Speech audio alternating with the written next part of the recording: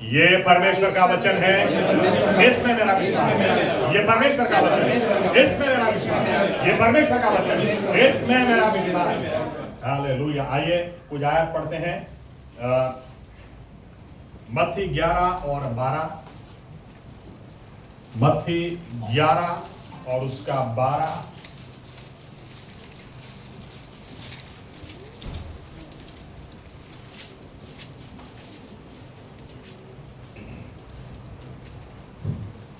અને યોહાન બાપ્તિસ્તના વખતથી તે હજી સુધી આકાશના રાજ્ય પર બળાત્કાર કરાય છે ને બળાત્કાર કરનારાઓ બળાત્કારથી તે લઈ લે છે। दूसरा भाग पढ़ेंगे मलाकी 1, 2 और 3।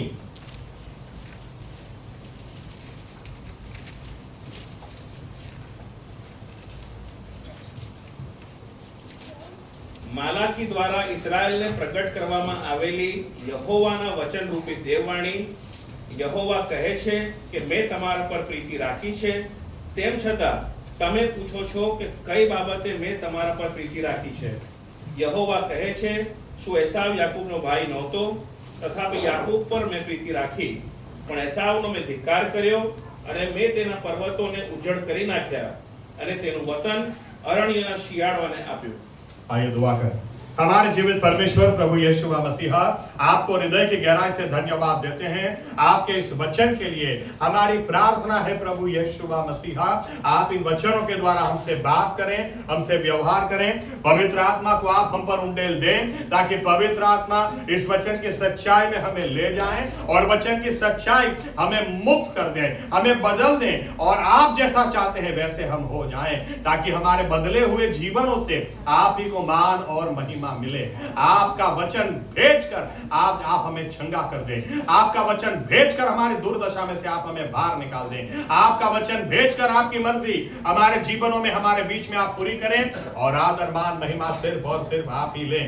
हमें इंसान की नहीं आपकी आवाज सुननी है, इसलिए हमें ज्ञान बुद्धि समझ और प्रकटीकरण की आत्मा आप दें। और प्रभु यीशु मसीहा, अगर हमारी आंखें बंद है तो आज खोलें ताकि हम आपको देख सकें। अगर हमारे कान बंद है तो खोलें ताकि आपकी आवाज हम सुन सके और हमारे बदले हुए जीवनों से आप ही मान और महिमा लें। आज आपकी मुंह का उजाला आप हम पर डालें और प्रभु यीशु आप बोलें, आप बोलें, आप बोलें। ये प्रार्थना प्रभु यीशु मसीहा के नाम से हम करते हैं, साथ में कहेंगे आमीन। धन्यवाद प्रभु यीशु मसीहा। बैठ सकते हैं अपनी जगह।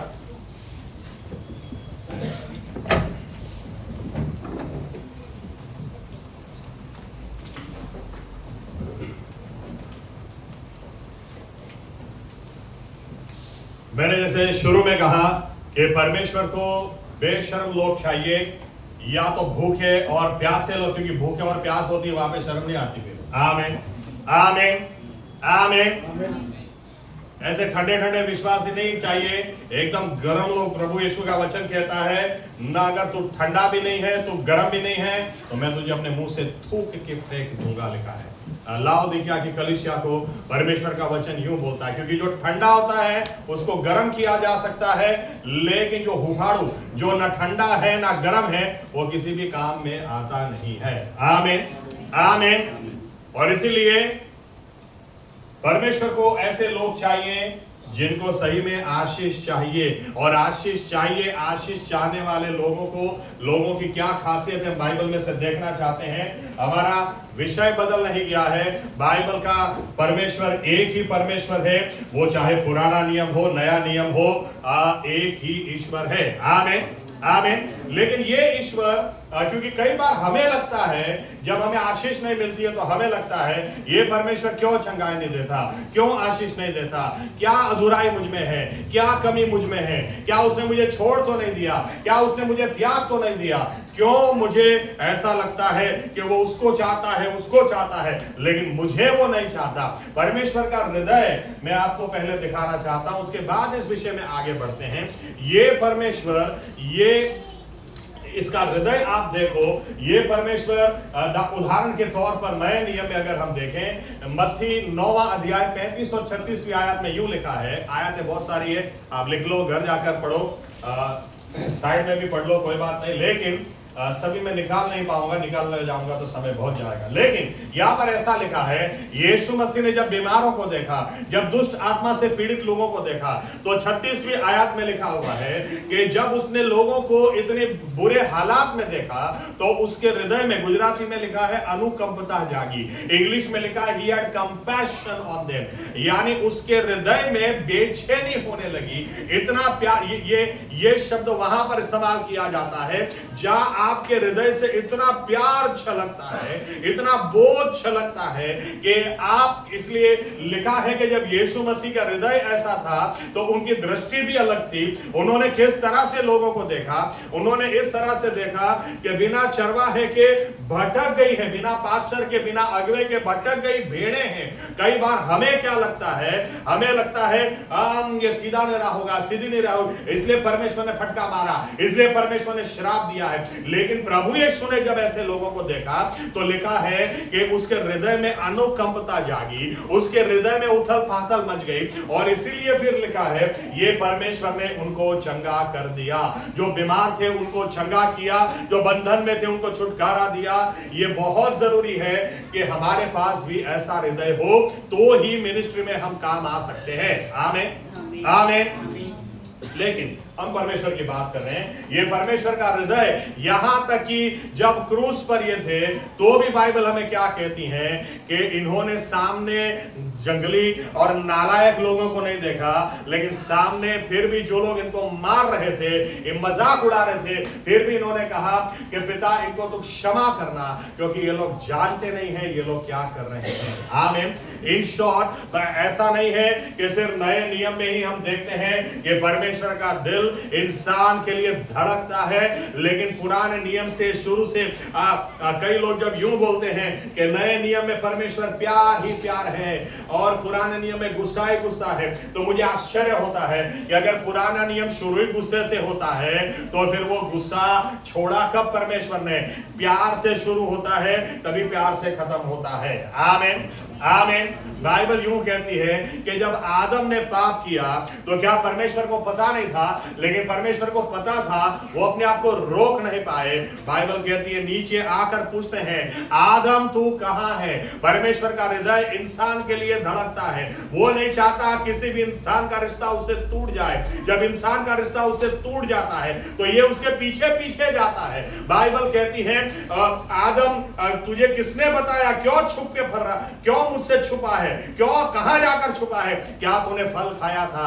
आकाश आदम समझ जाता कि ये परमेश्वर अगर फिर भी मुझे मिलने आया है, ये मुझे बहुत चाहता है, ये बेहद मुझे चाहता है। ये इतना ही नहीं, बाइबल तो शुरू यहीं से होता है और आगे भी अगर आप देखो, जब काइन ने हाबिल का खून कर दिया, फिर भी परमेश्वर आकर काइन से बात करता है, क्योंकि उसको पता है जब एक पापी, जब एक इंसान पाप करता है और परमेश्वर के साथ हृदय टूट जाता है तो तभी दुख इतना होता होगा। तभी तो जब एक पापी पश्चाताप करता है तो स्वर्ग में इतना आनंद और खुशी हो जाती है कि आज जिसका रिश्ता टूट गया था परमेश्वर के साथ, उसका रिश्ता वापस जुड़ गया है। आमीन, आमीन। इसको समझाने के लिए एक उदाहरण मैं आपको देता हूं। परमेश्वर ने जब यूना से कहा कि यूना तू जा और जाकर निनवे में प्रचार कर। अब निनवे के लोग कैसे थे कि बाइबल यूं कहती है यूना निनवे जाने की बजाय वो दूसरी जगह, दूसरी दिशा में जाने लगा। उसने विद्वान लोग ऐसा मानते हैं कि जब यूना को परमेश्वर ने यह बात कही तब उसकी सेवकाई 50 साल की हो चुकी थी। 50 साल आप नबी हैं और 50 साल के बाद अगर परमेश्वर आपसे कहता है कि ये कर और आप उससे उल्टा करो, ऐसा कैसे हो सकता है? लेकिन उसको समझने के लिए मैं आपको एक उदाहरण देता हूं कि बाइबल इतिहास से एक उदाहरण देता हूं। दूसरे विश्व युद्ध में हिटलर ने 60 लाख यहूदी लोगों को मार दिया। और मार दिया मतलब ऐसे नहीं कि बस मार दिया, लेकिन इतनी बुरी तरह से मारा कि आप गूगल में जाकर होलोकॉस्ट पिक्चर्स ऐसा लिखोगे कि उस समय किस तरह से मारा तो आपको कई लोग अगर सेंसिटिव हो तो आंखों से अगर पिक्चर जाएंगे नहीं तो कितने दिनों तक आपको नींद भी नहीं आएगी, आपको खाना भी अच्छा नहीं लगेगा, क्योंकि इतने दिनों तक मर्द औरत को भूखा रखा जाता था, नंगा रखा जाता था। आप फोटो देखोगे तो एक के बाजू एक उनको खड़ा जब किया जाता था, पता ही नहीं चलता था मर्द कौन है और औरत कौन है। किसी के शरीर में कुछ दिखाई नहीं दे रहा, सिर्फ हड्डी है और उसके ऊपर चमड़ी का एक लेयर दिखाई देता है। और ऐसे हालात में अगर छोड़ दो तो मर जाएंगे। उसके बाद हिटलर क्या करता था, गैस चैम्बर में उनको डालता था। और गैस चैम्बर में अगर आपको एक मैं उदाहरण दूं, जिस छोटे से रूम के अंदर अगर 10 लोग आ सकते हैं तो हिटलर बोलता था 10 नहीं 60 लोगों को भरो। अरे 60 लोगों को कैसे भर सकते हैं? 10 लोग जब एक अंदर जा सकते हैं तो वो भर अंदर 10 11 12 20 30 60 लोगों को अंदर भर दो। अब एक दूसरे के साथ हड्डियां कुचल के ऐसे ही मर जाते थे और फिर अंदर गैस छोड़ के उनको मार दिया जाता था। और फिर उनको ट्रक भर के कैनाल जैसा एक खड्डा बनाकर लाश उधर डाल के चलो नेक्स्ट राउंड। और इतना ही नहीं, कुछ लोगों को पकड़ा जाता था जब पता चले कि टैलेंटेड है, अच्छा गा सकता है, अच्छा बजा सकता है, तो उनको खड़ा कर दिया जाता था और उनको बोला जाता था कि जब हम इनको मार रहे हैं तो तुम बजाओ और गाओ, अगर तुम्हारा बजाना और गाना बंद हो गया तो तुमको नेक्स्ट राउंड तुम्हारा होगा। तो ये लोग जिंदा रहने के लिए बजाते थे और गाते थे, लेकिन इनको पता था एक दिन तो हमारा बजाना रुकेगा, गाना रुके, कब तक, क्योंकि खाना तो दे नहीं रहे, कब तक गाएंगे, कब तक बजाएंगे। और जब इनका गाना बजाना रुकता था, अब इनको भी पकड़ के अंदर डालो, 10 लोगों की कोठरी के अंदर 60 लोगों को भरो। 60 लोगों की अगर कोठरी, 60 लोग अगर रह सकते हैं तो उसके अंदर 120 को डालो। भर के जब निकाला जाता था, हड्डियां एक दूसरे के अंदर, शरीर एक दूसरे के अंदर ऐसे चिपक जाते थे और फिर उनको फेंक दिया जाता था और फिर देखा जाता था चलो दूसरे लोग, अब इनको पकड़ के डालो। अभी आप सोचो ऐसे 60 लाख लोग, बड़ौदा की बस्ती ऐसा बोलते हैं 25 लाख की है, लेकिन यानी 60 लाख किसको बोलेंगे? 60 लाख यानी 2 बड़ौदा आप साफ कर दो और उसके ऊपर 10 लाख लोग और साफ कर दो, लाश ही लाश। और इस तरह से अगर किसी को मारा हो, आप गवाही सुनना, काफी लोग इसमें से बच गए। उसमें से एक बहन जो बच के निकल गई, वो निकल नहीं पाई, अमेरिका गई, कुछ वर्षों के बाद उसने उद्धार पाया। और जब उद्धार पाया उसके बाद एक दिन जब वो प्रार्थना कर रही थी तो परमेश्वर ने उसके साथ बात की और परमेश्वर ने कहा कि मैं तेरा इस्तेमाल करना चाहता हूं और तू जर्मनी जाकर प्रचार करेगी। तब इस औरत ने कहा कि प्रभु नहीं, मैं वहां नहीं जा सकती, तू मुझे पूरी दुनिया में किधर भी भेज, लेकिन मैं जर्मनी नहीं जाऊंगी, जहां से मैं बच के आई, जहां पर इतने लाखों लोगों को, मेरे लोगों को मार दिया गया, मैं वहां पर नहीं जाऊंगी, मैं वहां पर प्रचार नहीं कर सकती, प्रभु मुझ पर दया कर। मैं जर्मनी नहीं, तू मुझे दुनिया के कोई भी कोने में भेज, लेकिन जर्मनी नहीं। लेकिन परमेश्वर ने कहा अगर तू जर्मनी नहीं जा सकती तो एक बात ध्यान में रख, आज के बाद मैं तेरा इस्तेमाल नहीं कर सकता। तो ये अपनी गवाही में बोलती है, मैं बहुत रोई और मैंने कहा नहीं प्रभु, मैं सेवकाई कभी नहीं छोड़ सकती, मैं जाऊंगी जर्मनी, वहां जाकर प्रचार करूंगी। आप यूना के बारे में सोचे, इसकी 50 साल की सेवकाई हो गई है, बहुत सारे लोग इजराइल के ऊपर चढ़ाई करने आए, बहुत सारे लोगों ने इजराइल को हराया, मारा, लेकिन ये अश्शूरी लोग जो थे ये सीधा सीधा मार नहीं देते थे, ये आपको तड़पा के मारते थे, औरत लोगों को बलात्कार कर के मारते थे, मर्दों के ये लोग जबान काट देते थे, ये सलिए को गर्म करके आंखों में घुसा देते थे, शरीर के किसी भी हिस्से में घुसा देते थे, तड़पा के ये लोग मारते थे। और परमेश्वर की आवाज एक दिन यूना के पास आई और यूना से यूं कहती है, यूना तू जा, उस जगह तू जा और उनके जाकर प्रचार कर। ये 50 साल की सेवकाई के बाद प्रभु मुझे किसी भी दुनिया के कोने में तू भेज, मैं जा सकता हूं, लेकिन ये जगह मैं नहीं जाऊंगा, ये लोग बचने के लायक नहीं है, ये लोग तो नाश में जाने के लायक हैं, इन लोगों को मैं तेरे विषय में प्रचार नहीं कर सकता। ये इंसान का हृदय है, लेकिन परमेश्वर का हृदय आप देखो, फिर भी परमेश्वर ने तय किया है कि ऐसे लोगों को भी मैं तो चाहता हूं, ऐसे लोगों को भी मैं बचाना चाहता हूं। और इसलिए परमेश्वर ने क्या किया जो आज तक नहीं किया था। यूना भी सोच रहा था कि मैं खुद खुशी करके मर जाऊंगा, लेकिन यहां तो नहीं भी जाऊंगा, लेकिन उसका ईश्वर वो सबका बाप है, मछली को भेजा और 3 दिन मछली के अंदर इसको संभाला और ऐसा संभाला कि बाद में कंटाल के के बोलता है बस प्रभु निकाल यहां से बाहर, यहां तो मैं नहीं रह सकता। और मछली ने भी डायरेक्ट डेस्टिनेशन पे, सीधा डेस्टिनेशन, मेक माई ट्रिप में उसको जाने की जरूरत नहीं थी, सीधा जब उसको निकाला तो निनवे निकाला। आगे तुझे बाहर आना ही है, क्यों? क्योंकि मैं इन लोगों को चाहता हूं।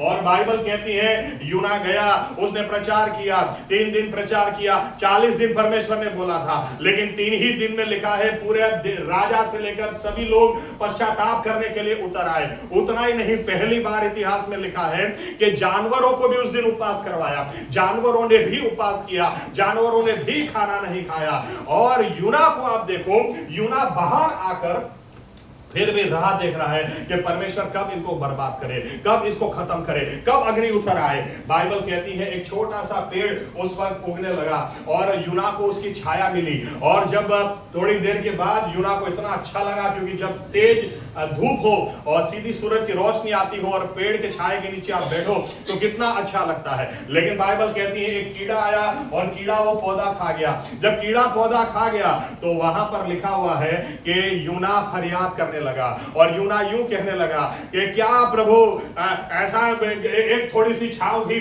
वो छांव भी चली गई, ये कीड़ा आके खा गया।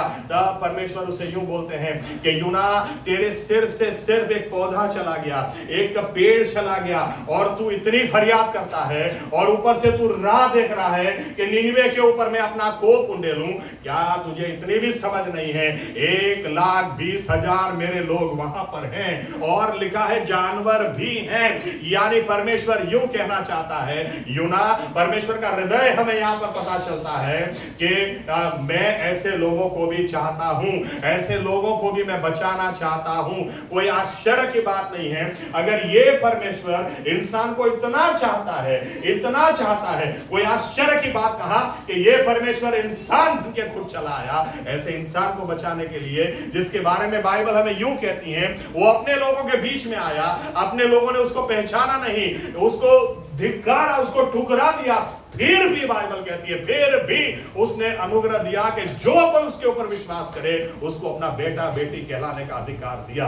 हालेलुया।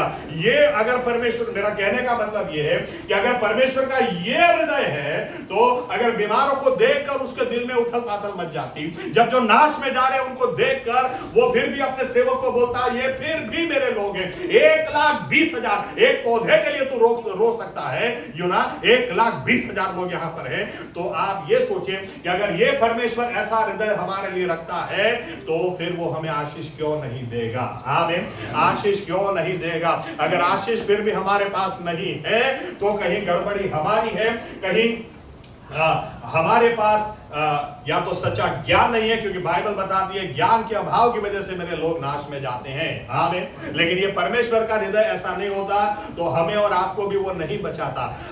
पता नहीं थोड़े समय के बाद विश्वासियों को अभिमान, घमंड कहां से आ जाता है, लेकिन अपने उद्धार के दिन को कभी नहीं भूलना, आप शुरुआत के दिन को कभी नहीं भूलना। आपको याद आएगा क्या थे आप, क्या थे, कहां थे, लेकिन वहां पर परमेश्वर किसी को लेकर आया। वहां पर हो सकता है हम भी ऐसे जंगली नालायक होंगे, लेकिन परमेश्वर ने फिर भी अपने दास के हृदय में डाला।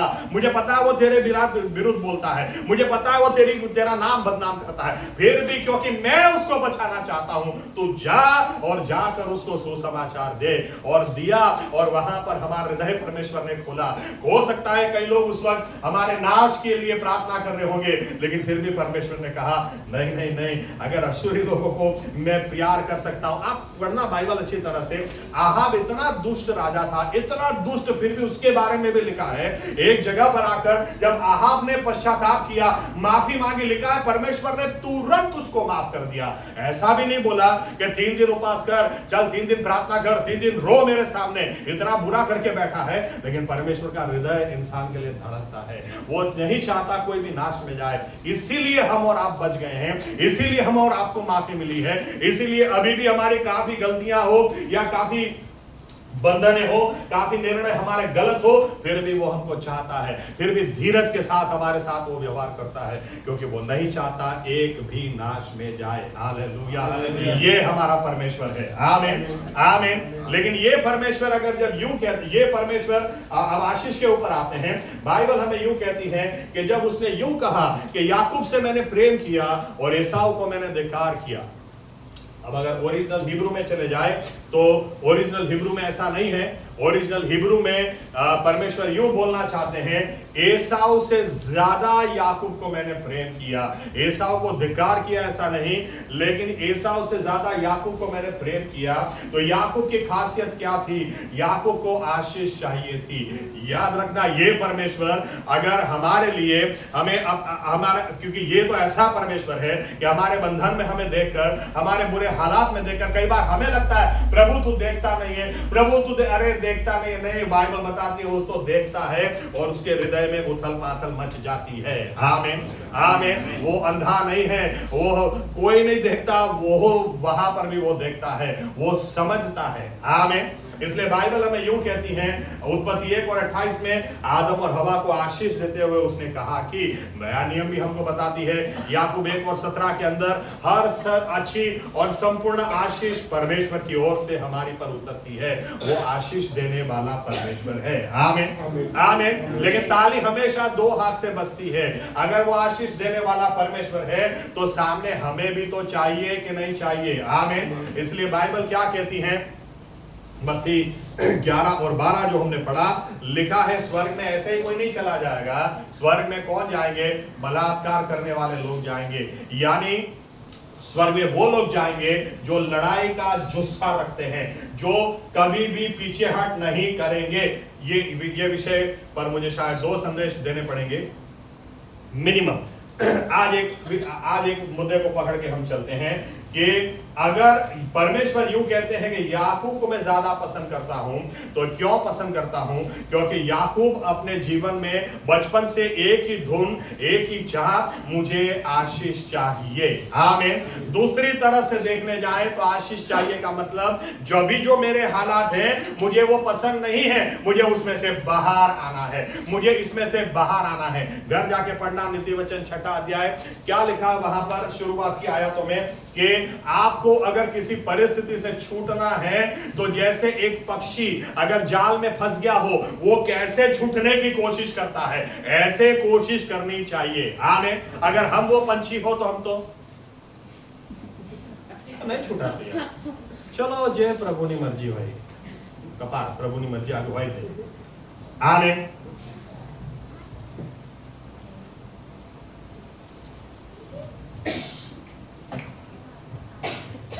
आपने कितनी कोशिश की?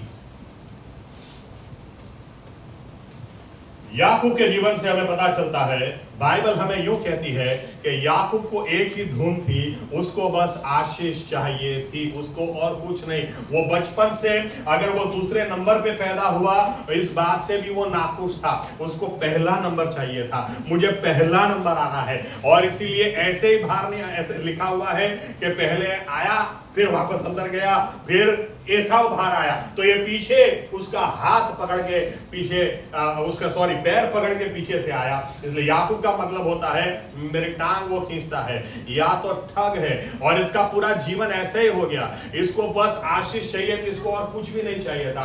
आप सोचें कि दिलो दिमाग पर यह बात छाई हुई थी, दिलो दिमाग पर, यहां तक कि ये जब खाना बना रहा था, एक दिन एसाव ने आकर यूं कहा कि ये खाना मुझे दे दे, दाल मुझे दे दे। क्या स्मेल आ रही है यार, नहीं तो मैं मर जाऊंगा। और अब बच्चे भी कई बार स्कूल से आकर ऐसा बोलेंगे, मम्मी खाना दे दे तो मैं मर जाऊंगी। इनको 2 दिन तक खाना मत दो, कोई नहीं मरेगा, देख लेना।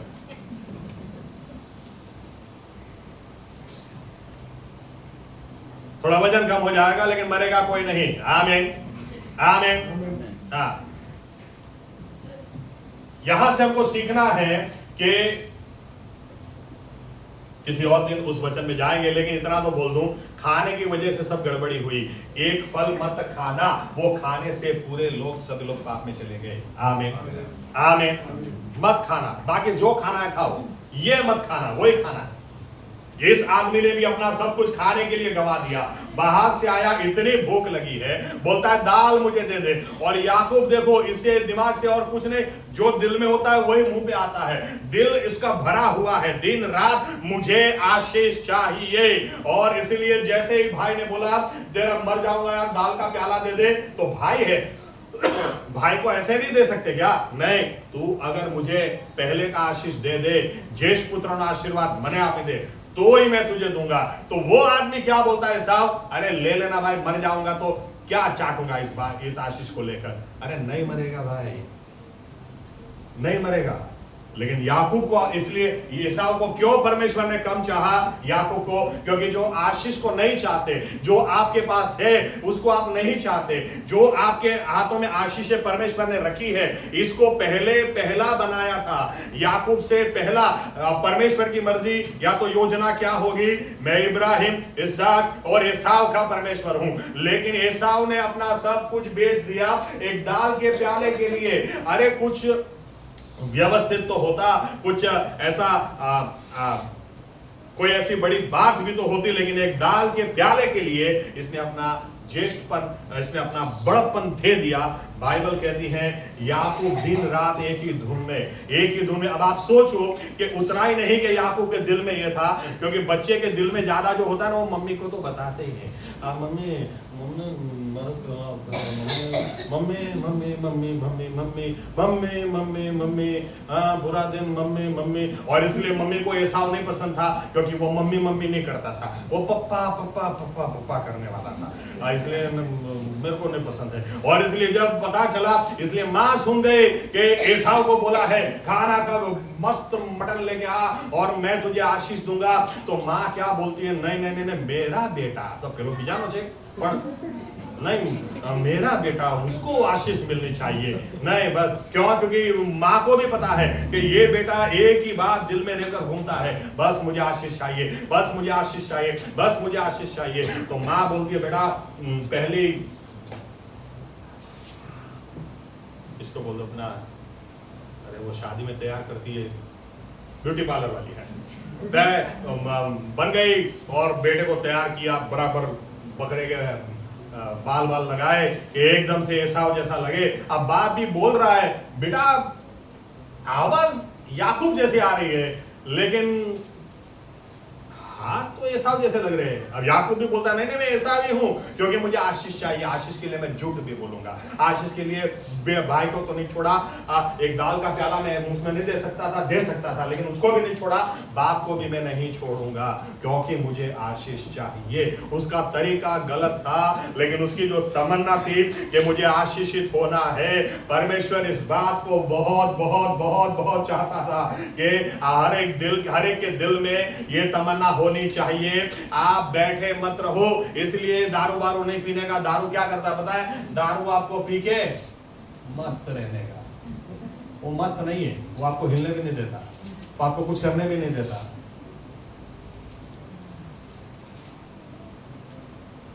दिमाग ठिकाने रखो। आमीन।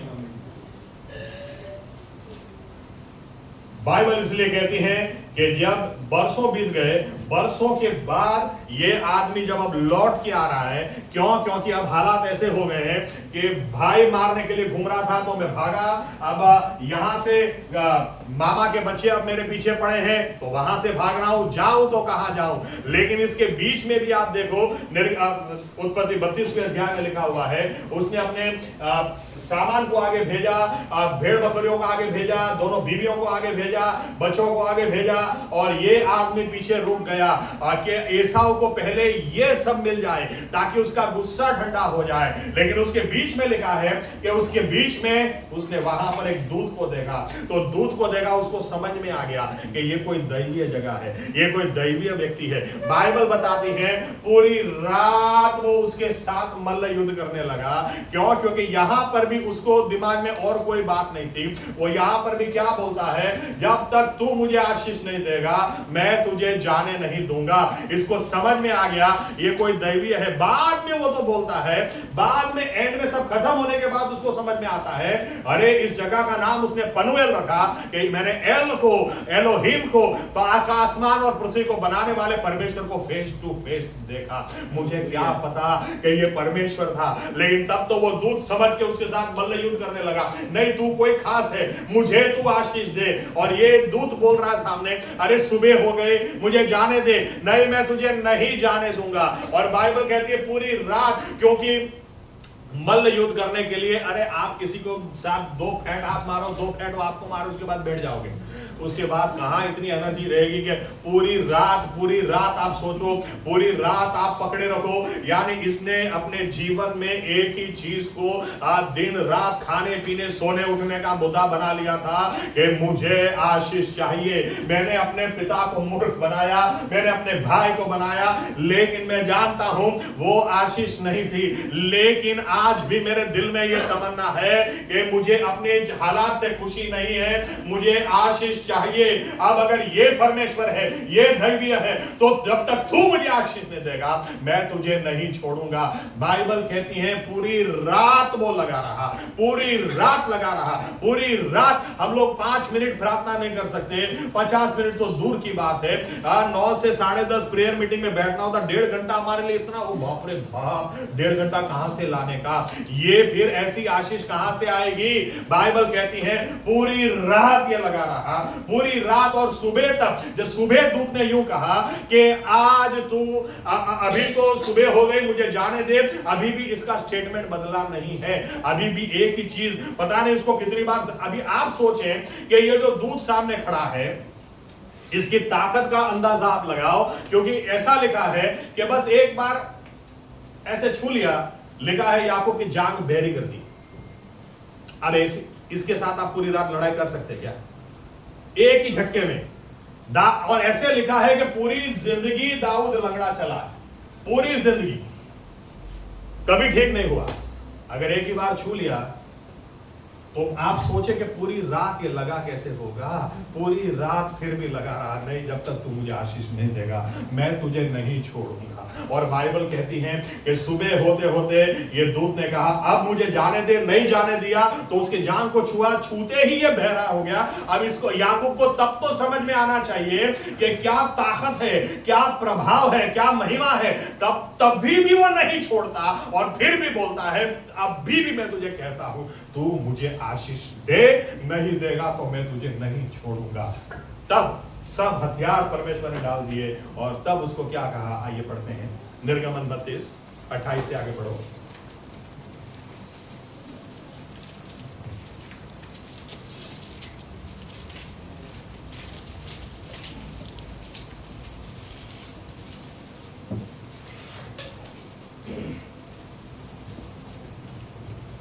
અને લેવીના પુત્રોએ મૂસાના કહેવા પ્રમાણે કર્યું।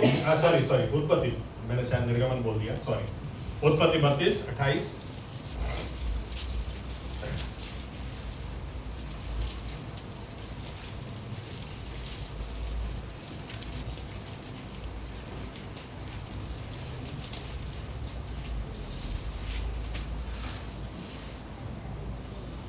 અને તે બોલ્યો હવેથી તારું નામ યાકૂબ નહીં પણ ઇસ્રાએલ કહેવાશે। एक બે कलम ऊपर दिमाग चलो 26। અને જ્યારે તેણે જોયું કે તે તેને જીત્યો નહીં, ત્યારે તે તેની જાંઘના સાંધાને અડક્યો અને તેની સાથે મલ્લયુદ્ધ કરતા કરતા યાકૂબની જાંઘનો સાંધો મોચાઈ ગયો। અને તે બોલ્યો અરુણોદય થાય છે માટે મને જવા દે। અને તેણે તેને કહ્યું મને આશીર્વાદ દે, નહીં તો હું તને જવા દેવાનો નથી। અને તેણે તેને કહ્યું તારું નામ શું? અને તેણે કહ્યું યાકૂબ। અને તે બોલ્યો હવેથી તારું નામ યાકૂબ નહીં પણ ઇસ્રાએલ કહેવાશે, કેમ કે તે દેવની તથા માણસોની સાથે તે યુદ્ધ કર્યું છે ને જય પામ્યો છે। અને યાકૂબે તેને પૂછતા કહ્યું કે કૃપા કરી તું તારું નામ મને કહે। અને તેણે કહ્યું મારું નામ તું શા માટે પૂછે છે? અને તેણે તેને આશીર્વાદ દીધો। અને યાકૂબે अब देखिए लिखा है कि जब सुबह होते होते इसने देखा कि याकूब को ये नहीं जीत पा रहा है, यानी याकूब समझने को ही तैयार नहीं है, तो फिर इसने जान को छूकर इसको बहरा कर दिया। फिर भी बाइबल कहती है याकूब ने फिर भी नहीं बदला। अभी आप सोचें अगर हम लोग ने सोचा हो कि 4 घंटा घुटनों पे जाके मैं प्रार्थना करूंगा, 40 मिनट भी करना मुश्किल है, लेकिन अगर 4 घंटे किए और उसके बाद पता चला कि मेरे पैरों में अब ताकत ही नहीं है, मेरे पैर पैरालिसिस मार गए, तो आप फिर क्या बोलोगे? चल मैं तो आज के बाद प्रार्थना नहीं करूंगा, मैं तो क्या सोचा था ये होगा वो होगा, ये तो मेरे पैर चले गए, ऐसा थोड़ी होता है। लेकिन अगर आपको आशीष चाहिए ना, तो सामने कीमत देने की भी तैयारी होनी चाहिए। शर्म बरम सब साइड में रख देना चाहिए। मुझे आशीष चाहिए यानी मुझे चाहिए। याकूब ने एक बार भी नहीं सोचा कि जब मैं पीछे नहीं गया तो कोई नौकर पीछे आकर देखे नहीं कि कर क्या रहा है। उसको किसी चीज की पड़ी नहीं थी, उसको एक ही चीज चाहिए थी, कोई देखे कोई ना देखे, कोई वापस आए, मेरे बीवी मेरे बच्चे मुझे देखे ना देखे, मुझे आशीष चाहिए। बहरा हो गया। आप सोचो जब याकूब चल के गया होगा, उसको तभी तो पूछा होगा कि क्या हो गया, अभी तक तो बराबर चल रहे थे, क्या हो गया, क्या बोला, बोलेगा क्या, जवाब क्या होगा उसका, अरे इसको मत देखो, अभी मैं सिर्फ याकूब नहीं रहा, अब मैं इज़राइल हो गया हूं। परमेश्वर ने आसमान से मेरे लिए एक नया नाम भेजा। आसमान से इसने कहीं ना कहीं सुना होगा कि दादा को परमेश्वर ने बोला था इब्राहिम को कि तेरे बेटे का नाम तू इसहाक रखेगा। वो नाम स्वर्ग से दिया गया नाम था, लेकिन इसको ये नहीं पता था कि मुझ जैसे व्यक्ति के लिए भी ऐसा नाम स्वर्ग से आ सकता है कि जिसके ऊपर कल मेरे बच्चे इजरायली लोग कहलाए जाएंगे, या मेरा देश, मेरे बच्चों के रहने की जगह इजराइल देश कहलाया जाएगा। परमेश्वर ने पहले कहा था मैं तुझे कनान में ले जाऊंगा। इसने सोचा भी नहीं होगा कि एक रात परमेश्वर से मल्ल युद्ध करने के बाद अब वो देश कनान नहीं लेकिन इजराइल कहलाया जाएगा। परमेश्वर ने वो नाम दिया। परमेश्वर ने क्या कहा उस वक्त, इंसान के साथ भी तू लड़ा और जीता है, और परमेश्वर के साथ भी तू लड़ा और जीता है। परमेश्वर के साथ लड़ाई करके कोई जीत नहीं सकता है। आमीन, आमीन। तो इसके बारे में क्यों ऐसा लिखा है कि दूत उसको 28 की आयत में बोलता है तो ईश्वर के साथ भी लड़कर जीता और तो इंसान के साथ भी लड़कर जीता है। सिंपल मतलब मैंने शायद पहले बताया था, लेकिन एक विषय है फिर से एक बार कि परमेश्वर, आप अंदाजा लगाओ, यूं छूने से अगर बहरा कर दे, यह हार कैसे सकता है? आमीन। पूरी जिंदगी याकूब लंगड़ाया है, पूरी जिंदगी एक ही बार ऐसे छूने से वो हार कैसे सकता है? लेकिन हकीकत यह है कि परमेश्वर हारना चाहता है। आमीन, आमीन। अगर हम उसके पीछे लग जाएं, प्रभु तू मुझे छुड़ा, तू मुझे बचा, तू मुझे चंगा कर, तू मुझे आशीष दे। याबेस ने जब कहा कि प्रभु तू मुझे आशीष दे, तो परमेश्वर ने उसने जो मांगा दिया। कहने का मतलब हारने के लिए वो तैयार, लेकिन मांगने वाले भी तो ऐसे होने चाहिए। आमीन, आमीन। नहीं मरे तो चाले प्रभु, नहीं नहीं याकूब जैसा चाहिए, नहीं मरे तो चाले, नहीं मरे ताउदे नहीं चाले। आमीन, आमीन। जब तक नहीं मिलेगा, जब तक तू मुझे आशीष नहीं देगा, मैं तुझे छोड़ूंगा नहीं। हम नहीं जानते याकूब ने कितनी जिंदगी में कितनी रात ऐसे प्रार्थना करके बिताई, लेकिन हम ये देखते हैं एक रात उसने ऐसी बिताई कि उसको इजराइल परमेश्वर ने कह दिया। आमीन, आमीन, आमीन। इसके लिए जुनून चाहिए, इसके लिए जुस्सा चाहिए, इसके लिए भूख चाहिए, इसके लिए प्यास चाहिए। इसलिए सीधे साधे विश्वासी मत बने रहो,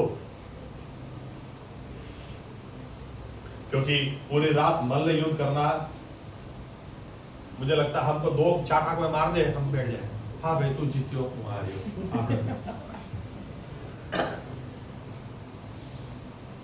मैं तुझे छोड़ूंगा नहीं। और परमेश्वर बाद में बोलते हैं याकूब को मैंने बहुत प्रेम किया। दारू छूटता ही नहीं है, लेकिन छूटने की कोशिश कितनी करते हैं। सिगरेट छूटती नहीं है, लेकिन छीटने की कोशिश कितनी करते हैं। 2 घंटा, हाँ उसके बाद अब तो तलब लगी है, अब अच्छा लगा। उसके बाद प्रभु अब तो छुड़ा, अब छुड़ा। जो परमेश्वर अपना सब कुछ हमारे लिए दे सकता है, वो आशीष देने वाला परमेश्वर है। लेकिन बाइबल बताती है हमें भी अगर आशीष चाहिए तो ऐसा जुनून परमेश्वर के सामने दिखाना पड़ेगा। आमीन। जब तक तू मुझे नहीं बदलता, जब तक तू मेरा कर्जा नहीं हटाता, जब तक तू मुझे आशीष नहीं देता, जब तक मुझे नई नौकरी नहीं देता, जब तक मुझे मेरे जीवन में नई आशीष तू नहीं देता, जब तक मुझे ये हालात में नहीं जीना है, और इसलिए मैं कुछ करूंगा। आमीन, आमीन। याकूब पैर पे पैर रख के बैठा नहीं रहा। दादा के घर तो तू आया था प्रभु, कैसा बिरयानी अच्छी खिलाई थी, 4 बार पीनी, वो उपकार को भूलना मत, पोते को संभाल। ऐसा नहीं किया। आमीन। मुझे आशीष दे, परमेश्वर ने कहा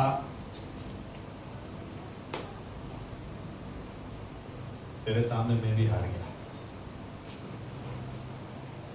मुझे ये बात तब समझ में आई थी जब गोधरा में एक घर के अंदर मैं बैठा था और दादा थे, विली दादा करके, और वो बता रहे थे मुझे कि क्रिकेट टीम हम लोग बनाते हैं, सैटरडे संडे बहुत क्रिकेट खेलते हैं, लेकिन मैं और मेरा बेटा टीम बनाते हैं और जब मैं जीतूं टॉस तो मैं सबसे पहले तुम्हारी दादी को ले लेता हूं और अगर वो जीत जाए तो वो सबसे पहले तुम्हारी दादी को ले लेता, मम्मी मारा टीम, क्योंकि कोई भी मुझे आउट नहीं कर सकता। लेकिन जब मेरी वाइफ बॉलिंग डालती है तो मैं एक भी बॉल नहीं खेलता, 6 से 6 बॉल नहीं खेलता ही नहीं, बस बॉल स्टंप में आना चाहिए तो मैं आउट। विश्वासी लोग बॉल स्टंप में जाना चाहिए तो परमेश्वर आउट होने को तैयार है। आमीन। हम उसकी कन्या है, लेकिन हमारा बॉल ही इधर उधर जाता है, wide, no ball, bouncer, stump में डालो। आमीन। जिसको मैं इस तरह से कहूं, स्टंप में डालो, यानी वचन आधारित हमारी प्रार्थनाएं हो, वचन आधारित प्रार्थना होगी तो परमेश्वर देगा। बॉल स्टंप में गया है। आमीन। आमीन।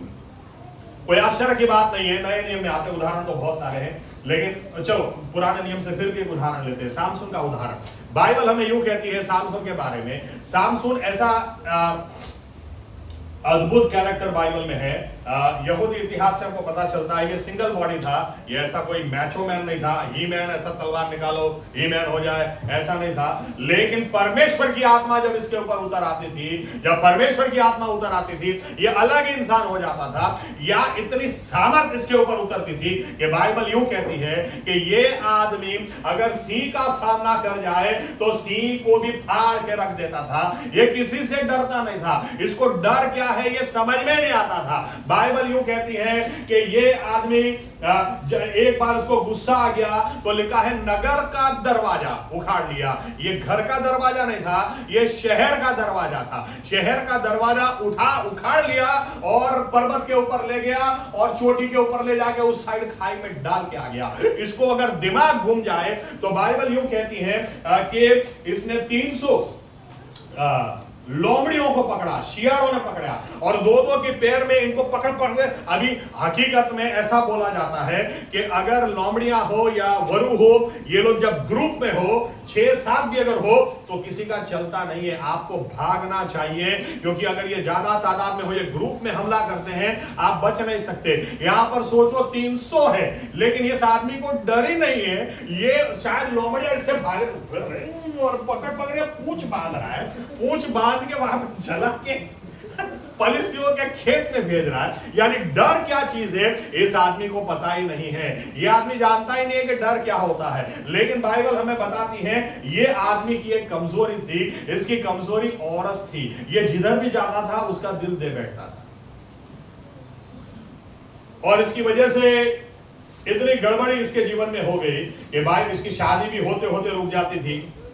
तो कोई बात नहीं, ये ऐसा आदमी था, आगे बढ़ जाता था, चलो कोई बात नहीं, अलग एरिया में अलग पकड़ो, अलग औरत से प्यार, जिधर भी जाता था इसको प्यार हो जाता।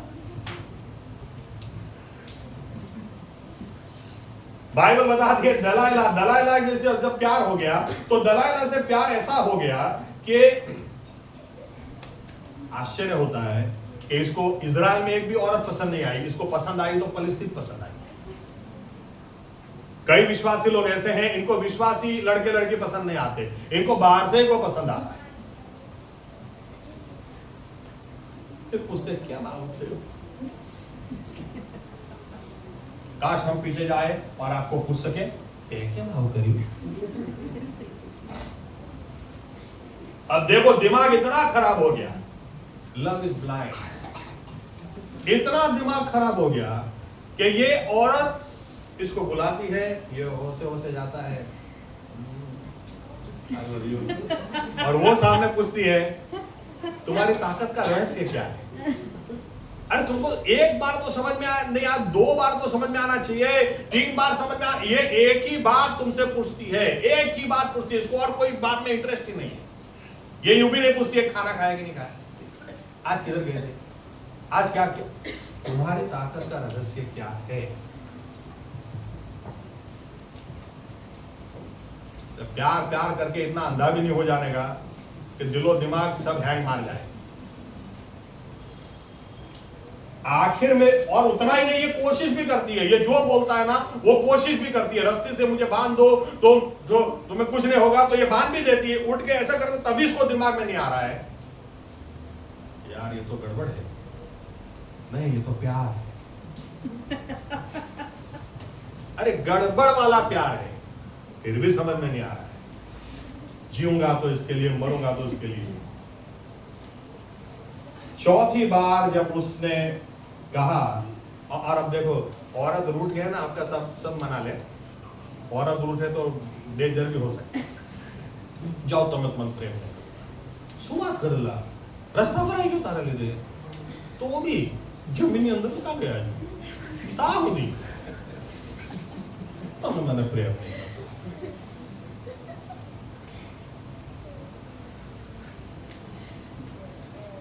जाओ तुम मुझसे प्यार नहीं करते। अरे मैं कितना प्यार करता हूं, तुम मुझे बताते ही नहीं ना तुम्हारी ताकत का रहस्य। ले तो फिर बताया।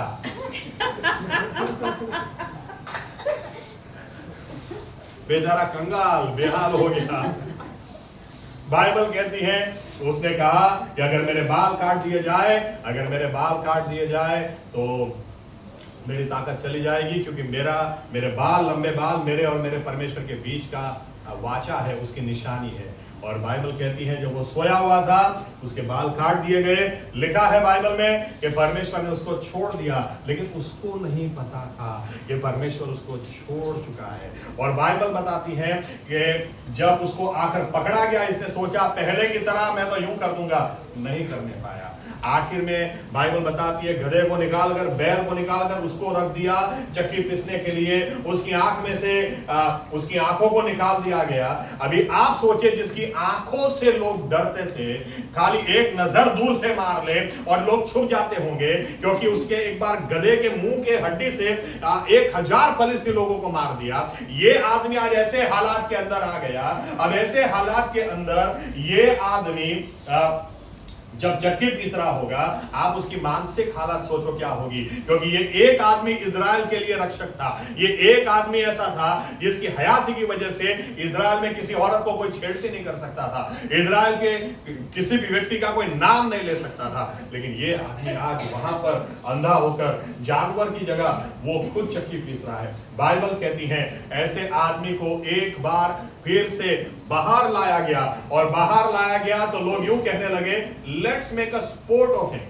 इंग्लिश में लिखा है, अगर हिब्रू में जाएंगे तो अच्छा शब्द नहीं है, आओ उसको बाहर लाओ और उसके साथ, उसके शरीर के साथ हम उल्टी सीधी मजाक करते हैं कि यही था ना वो जो हमको चिढ़ाता था, हमको डराता था, लाओ उसको बाहर। लेकिन बाइबल बताती है ये आदमी ये इसलिए मैं आपसे कहना चाहता हूं, ये उदाहरण बहुत इंपॉर्टेंट है।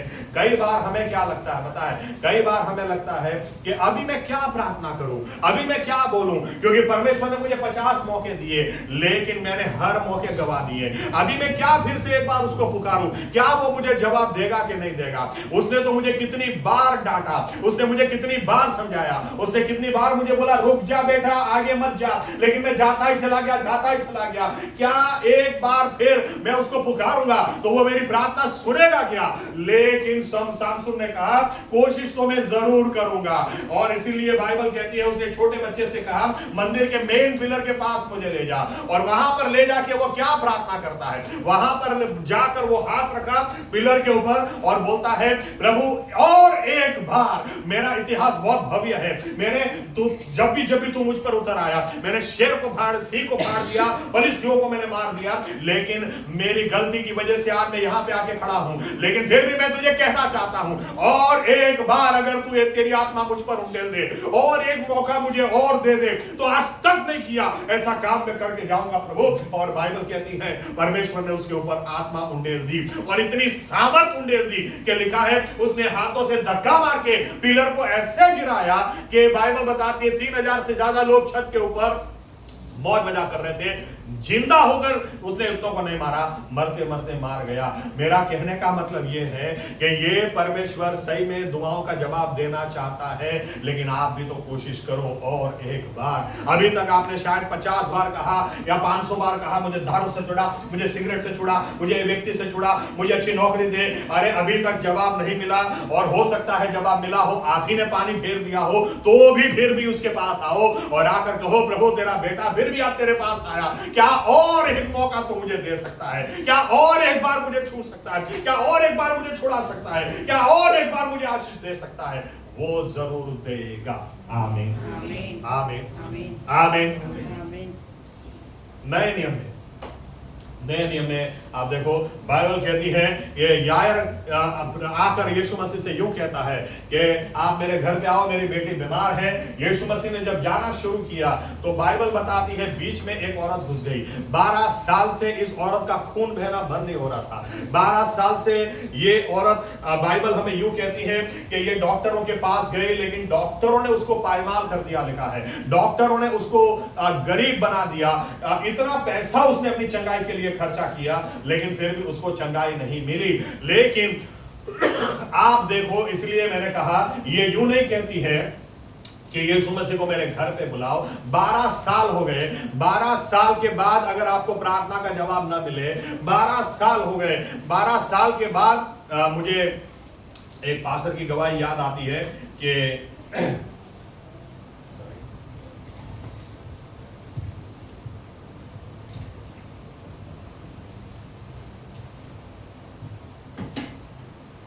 अमेरिका के बहुत ही छोटे से गांव के अंदर उनको एक बार एक व्यक्ति ले गए और आकर पूछा, पास्टर साहब हमारा चर्च है, चर्च बंद है,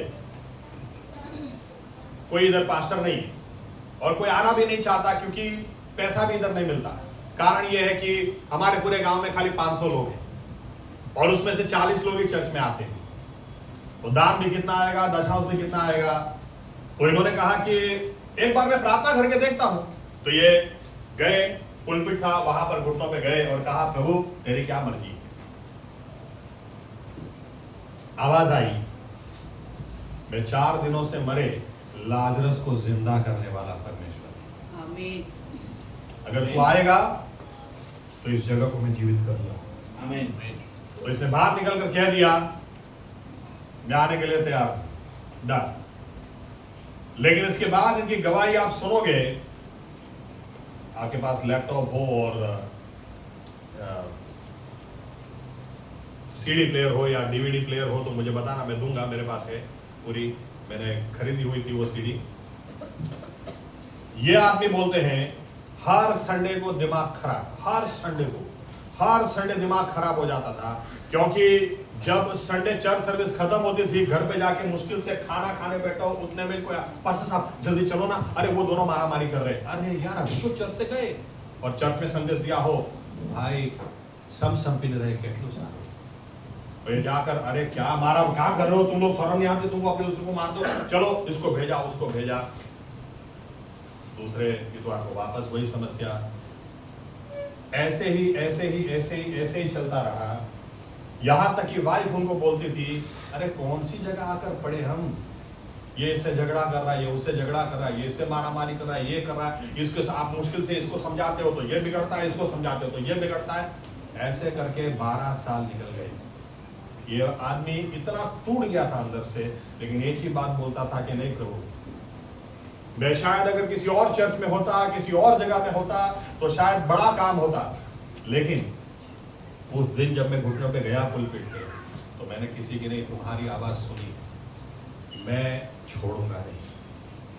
आखिर में उनकी वाइफ ने एक दिन उनसे कहा कि इतना मुंह चढ़ा के आप क्यों बैठे हैं, मैं कितने दिनों से देख रही हूं, ना आप हंस रहे हैं ना बोल रहे हैं। इनके मुंह से एक ही बात थी, मैं चर्च से, सेवकाई से परेशान हो गया, मैं छोड़ना नहीं चाहता, मैं छोड़ूंगा भी नहीं। लेकिन 12 साल हो गए, 12 साल से एक ही बात चल रही है, बस एक ही बात चल रही है। ये औरत 12 साल जाके उसने यीशु मसीह को छुआ और उसका बहाव बंद हो गया, मेरा तो बंद ही नहीं हो रहा। तो वाइफ ने कहा, तो एक काम करो ना, इसने जैसे यीशु मसीह को छुआ, ऐसे भी आप भी जाओ और यीशु मसीह को छू लो, तो आपका भरने हो सकता है। तो इसने कहा क्या करूं उसके लिए? तो वाइफ ने कहा मैंने अभी अभी देखा है एक चर्च के अंदर बहुत बड़ी जबरदस्त सभाएं चल रही हैं, तो ऐसा है तो आप उधर चले जाओ। तो ठीक है मैं जाता हूं। ये गए वहां पर गए और सामने यही संदेश आया, 12 साल से ये औरत ठीक नहीं हुई, लेकिन ये यीशु मसीह के पास गई। इसको बाहर जाना मना था, लेकिन इसने शर्म को तोड़ दिया।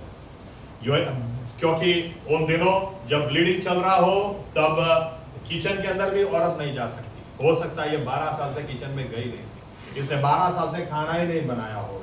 12 साल से इसकी मेंटल परिस्थिति क्या होगी कि दूसरों का हाथ को एक समय होगा शायद कोई कहता होगा क्या खाना बनाया है, लेकिन 12 साल से आज इसको किचन में जाने का मौका ही नहीं है, खाना बनाने का मौका ही नहीं है, घर के बाहर आपको कदम नहीं रखना है। लेकिन एक दिन इसने सोचा नहीं, मैं यीशु मसीह के पास जाऊंगी, मैं उसको मैं उसको घर पे भी प्रार्थना करने के नहीं बुलाऊंगी, मैं जाऊंगी क्योंकि मुझे चंगाई चाहिए, मैं जाऊंगी, मैं उसको छूंगी और मैं ठीक हो जाऊंगी। और बाइबल बताती है वो गई और उसने छुआ और वो ठीक हो गई। ये पास्टर तुरंत यहां से निकलकर अपनी वाइफ को बोलते हैं कि बस बस बस बात खत्म हो गई। तो वाइफ ने कहा ऐसे कैसे खत्म हो गई? आप इतनी निराशा में गए थे। हाँ इतनी निराशा में गया था, लेकिन ये पास्टर को थोड़ी ना पता था कि मैं 12 साल से परेशान हूं। ये पास्टर ने 12 साल के ऊपर ही संदेश दिया, तू एक काम कर, चर्च संडे को मुझे देर लगेगी आने में, लेकिन संडे को टाइम से चर्च सर्विस शुरू करा देना, मैं आ रहा हूं। आज मैंने भी यीशु मसीह को छू लिया, मुझे पता चल गया, मुझे खाली एक ही काम करना था, मुझे कभी भी छोड़ना नहीं था। और बाइबल और उनकी गवाही यूं बोलती है कि उन्होंने जैसे ही वो चर्च सर्विस में स्तुति आराधना चल रही थी और उन्होंने कदम रखा, जैसे ही पैर रखा, माइक उठाया और बोलना शुरू किया, परमेश्वर ने ऐसे पवित्र आत्मा को उंडेला वहां पर कि लिखा है उसके बाद, ये गवाही आपको जरूर देखनी चाहिए, मेरे पास सीडी है या डीवीडी है, आप मांगना मैं दूंगा।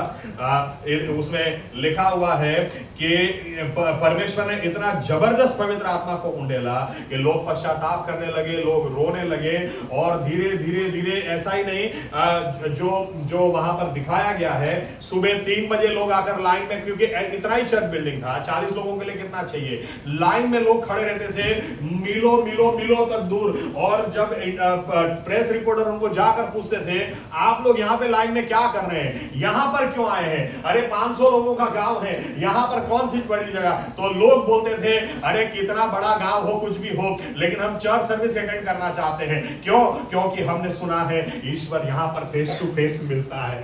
वो यहाँ पर उसने वो अपनी महिमा, अपनी आत्मा को उंडेला है और कुछ ही महीनों के अंदर 40 लाख लोगों का जीवन वहां से परमेश्वर ने परिवर्तित किया। क्यों? क्योंकि एक आदमी ने 12 साल सब कुछ उलट-पुलट होने के बावजूद भी छोड़ा नहीं, उसने परमेश्वर ने जो उससे कहा उसको पकड़े रखा। आज हमको ऐसे लोग चाहिए जो ऐसे जुनूनी हो, जो आराम से पाप में चले जाए, आराम से छोड़ दे, ऐसा नहीं, लेकिन प्रभु जब तक तू मुझे आशीष नहीं देगा मैं तुझे छोड़ूंगा नहीं। आमीन आमीन। बाइबल कहती है एक औरत यीशु मसीह के पीछे चल रही है, मेरी बेटी को दुष्ट आत्मा है, मेरी बेटी को दुष्ट आत्मा है।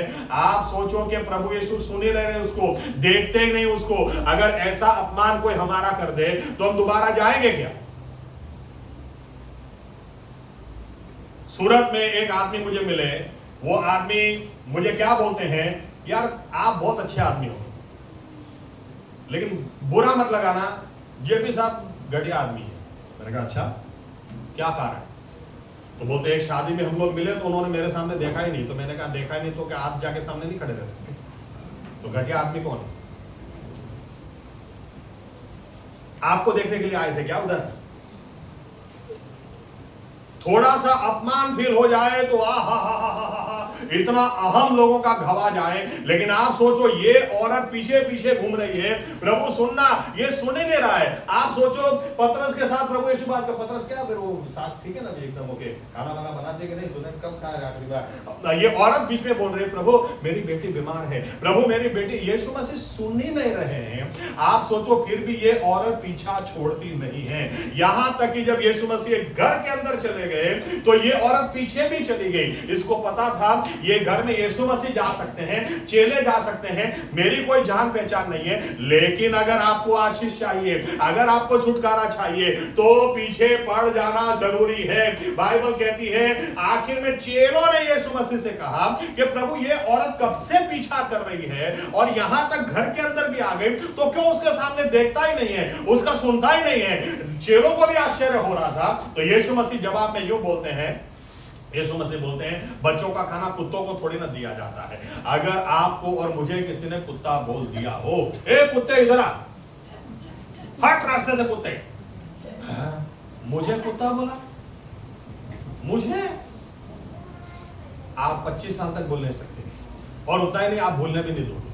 अगर आपके घर में से किसी ने कहा आज उस घर में बर्थडे पार्टी, उसने मुझे कुत्ता कहा था, मैं नहीं जाऊंगा और घर से कोई भी नहीं जाएगा। आप सोचें ये औरत को यीशु मसीह सामने अभी भी देख नहीं रहे, उसके सामने देख ही नहीं रहे, चेलों से बात कर रहे हैं, अरे बच्चों का खाना कुत्तों को थोड़ी दिया जाता है। फिर भी ये औरत वहां से बोलती है अरे बच्चों का खाना कुत्तों को मत दो, लेकिन टेबल से जो नीचे गिरेगा वही तो दे दो, कुत्ते वो भी तो खा लेंगे, लेकिन मेरी बेटी को तुम छुड़ाओ, मेरी बेटी को तुम चंगाई दो। और तब यीशु मसीह ने देखा और कहा ऐसा विश्वास पूरे इज़राइल में मैंने कहीं भी नहीं देखा, ऐसा विश्वास मैंने नहीं देखा। यीशु मसीह ने कहा जा तेरी बेटी चंगी हो गई है। और बाइबल कहती है उसी वक्त जब वो घर गए उसे पता चला उसकी बेटी उसी वक्त चंगी हो गई थी। आमीन आमीन। और हमारी प्रार्थना कैसी होती है, प्रभु मुझे चंगा कर दे, प्रभु मुझे चंगा कर दे, प्रभु मुझे चंगा कर दे। 3 बार मैंने प्रार्थना की, कुछ होने रहा, हो सकता है परमेश्वर की यही मर्जी होगी। परमेश्वर की ऐसी मर्जी नहीं है।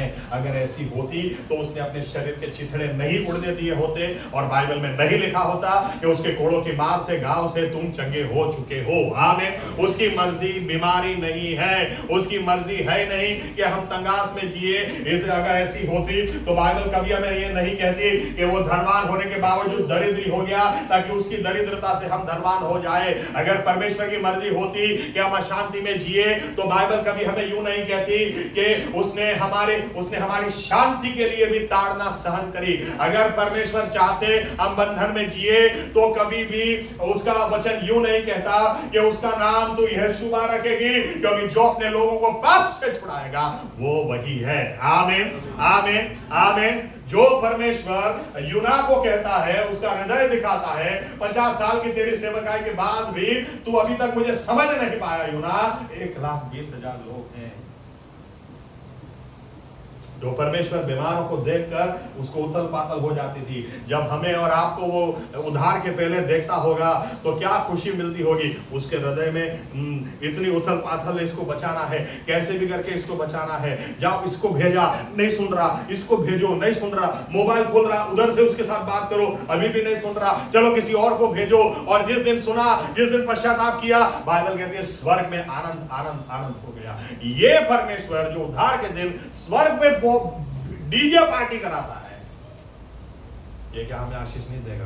देगा, लेकिन इसको याकूब जैसा स्वभाव चाहिए। आमीन आमीन। प्रभु तू मुझे आशीष दे, तू नहीं देगा तब तक मैं तुझे नहीं छोड़ूंगा। आमीन आमीन आमीन।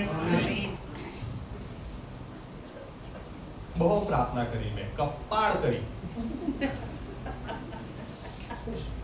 बोलवानो जो है खाली बोलने का बहुत प्रार्थना की पास्टर साहब, कुछ सुधरता ही नहीं है। तुम अपने आप को सुधारो ना भाई, तुम्हारा ठिकाना नहीं है। तुम जाओ और बोलो।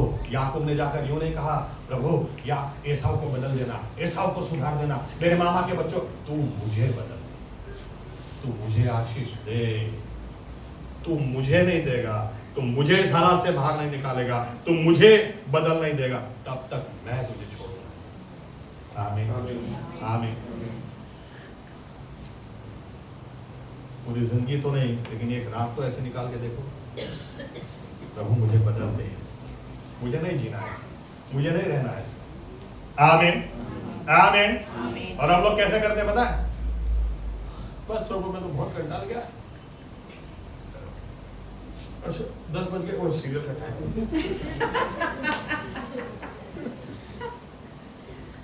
और फिर क्या बोले, ऐसी प्रार्थना की मैंने, फिर भी जवाब नहीं मिलता। कहां से मिलेगा, कहां से मिलेगा? ये परमेश्वर आशीष देने वाला परमेश्वर है, लेकिन हमसे चाहता है तू हिलना भाई, तू कुछ कर, छोड़ तेरी शर्म हया सब छोड़ और मेरे पीछे लग जा और देख। हो सकता है कीमत हमें देनी पड़े, हो सकता है पूरी जिंदगी लगड़ाना पड़े, लेकिन यह लगड़ापन आपको दिखेगा ही नहीं। आप दूसरों को क्या कहोगे, ए आपको सांबर है, सांबर तुम्हारा सांबर इजराइल में। अब मुझे इजराइल बोल, मैं कोई सामान्य इंसान नहीं हूं। अरे तू लंगड़ा, अरे मैं सामान्य इंसान नहीं हूं, मैं वो हूं जिसके आगे परमेश्वर खुद हार जाता है। हालेलुया। आमीन। पीछे लग के तो देखो। आमीन। इसलिए बाइबल कहती है स्वर्ग में ठंडे लोग नहीं जाएंगे, बलात्कार करने, यानी जुनूनी लोग। आमीन आमीन। आप एक लड़की को पटाने जाओगे ना, सुनो ना, मैं आपसे कुछ बात करना चाहता हूं। हाँ बोलो, आप बहुत ही ब्यूटीफुल है, सुन, अपना रास्ता माप ले, पक्का? पटा भी नहीं सकती, लड़की पटाने के लिए जुनून चाहिए। आमीन। आप मुझे कितना भी धक्का मारो, मैं नहीं जाने वाला।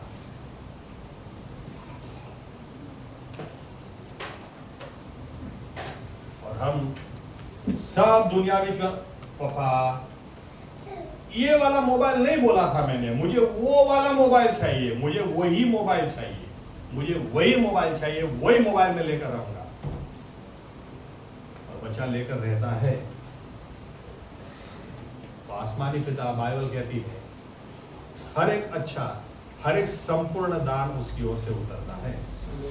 हम सोचे समझे उससे बढ़कर वो देने वाला है, लेकिन आओ उसके पीछे तो लग जाए। आमीन आमीन। अपनी जगह खड़े हो जाए।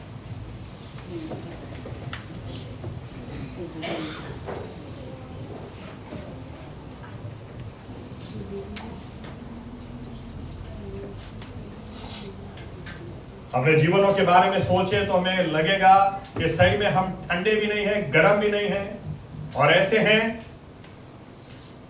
और इसीलिए कितनी सारी हमारी प्रार्थना के जवाब हमें नहीं मिलते, क्योंकि याकूब की तरह हमने किया ही नहीं। उस विधवा औरत की तरह जो अपनी बेटी की चंगाई के लिए परमेश्वर के प्रभु यीशु के पीछे पीछे गई, हमें तो बहुत बुरा लग जाता है। 3 दिन मैंने उपवास किए, फिर भी मुझे जवाब नहीं मिला, तो आज के बाद तो मैं नहीं करूंगा। नहीं, परमेश्वर को ऐसे लोग चाहिए जब तक नहीं मिलेगा जवाब, जब तक नहीं मिलेगा तब तक मैं पीछा नहीं छोड़ूंगा।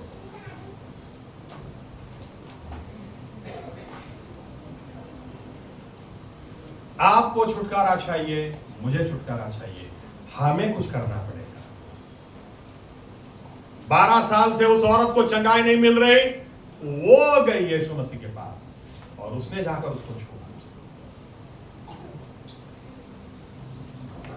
हमें चंगाई चाहिए, हमें छुटकारा चाहिए, हमें शांति चाहिए, हमें दुआओं के जवाब चाहिए, हमें बड़े चिन्ह, बड़े चमत्कार चाहिए, हमें बड़ा छुटकारा चाहिए, तो हमें कुछ करना पड़ेगा। परमेश्वर ने तो अपना हृदय दिखा दिया है। जो चाहता ही नहीं कि हम नाश में जाएं, वो और तो क्या आशीष हमें नहीं देगा। हर आशीष वो हमें देना चाहता है।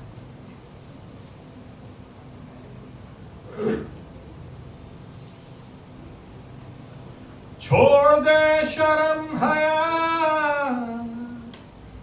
छोड़ दे शर्म हया, बात ये मान ले जो तू तुझे छुटकारा चाहिए यीशु का नाम ले, जो तुझे छुटकारा चाहिए यीशु का नाम ले। जो तुझे छुटकारा चाहिए तो तू कुछ कर। इसलिए परमेश्वर ने कहा तू मुझे पुकार, मैं तुझे जवाब दूंगा।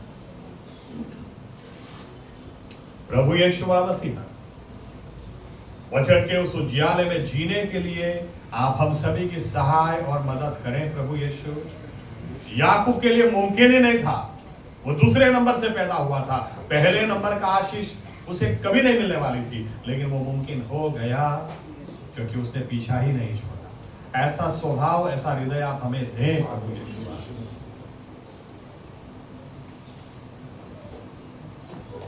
हम हिम्मत हार जाते हैं, लेकिन हम हिम्मत न हारने वाले बने, ऐसा मक्कम हृदय आप हमें दें, ताकि प्रभु यीशु मसीहा जिन उदाहरणों को हम देखते हैं वैसे हमारी भी ऐसी गवाही हो कि कल दूसरे लोग हमारा उदाहरण दूसरों को दें, और ऐसे हमारे जीवन से आपको मान और महिमा मिले। ऐसी आशीष हमारे पास हो, ऐसा छुटकारा हमारे पास हो, ऐसे बड़ी गवाहियां हमारे पास हो, ताकि आपको आपको आपको और सिर्फ आपको मान और महिमा मिले। और उसके लिए हमें जो करना है हम करें, आपको जो करना है आपको करोगे ही। ये प्रार्थना हम प्रभु यीशु मसीह के नाम से करते हैं, आमीन। ओ आकाश माया बाप, તમારું નામ પવિત્ર મનાવો, તમારું રાજ્ય આવો, જેમ આકાશમાં તેમ પૃથ્વી પર તમારી ઈચ્છા પૂરી થાઓ। દિવસની અમારી રોટલી આજ તમે અમને આપો, અને જેમ અમે અમારા ઋણોને માફ કર્યા છે તેમ તમે અમારા ઋણો અમને માફ કરો। અમને પરીક્ષામાં ન લાવો, પણ ભૂલાઈથી અમારો છૂટો કરો, કેમ કે રાજ્ય તથા પરાક્રમ તથા મહિમા સર્વકાળ સુધી તમારા છે, આમીન। હવે આપણા તારનાર પ્રભુ યેશુ મસીહાની કૃપા, આપણા આત્માઓની કાળજી હમણાંથી સદા સર્વકાળ સુધી રાખશે, આમીન। ધન્યવાદ।